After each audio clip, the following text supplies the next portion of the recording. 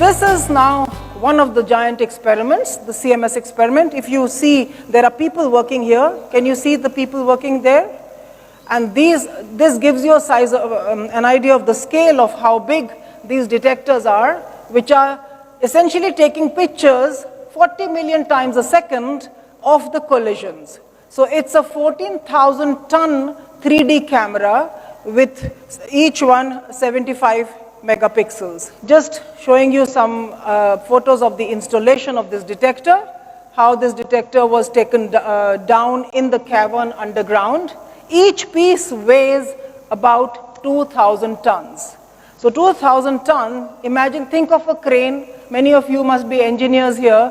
Think of a crane that can actually lower an object that is 2,000 tons. It's very difficult, isn't it?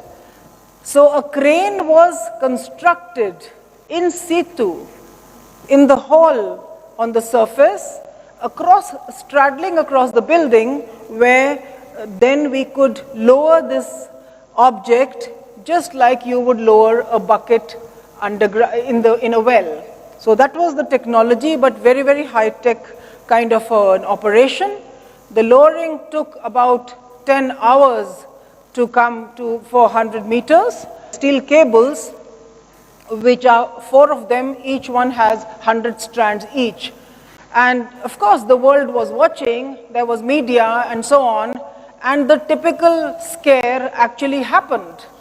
Suddenly, the power went off. There was this typical comic book scene where one of the technicians was moving with a ladder, and he was going with his ladder, and somehow he managed to flip one of the emergency switches.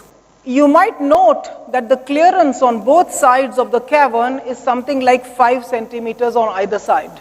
So this object is coming down and it starts swaying.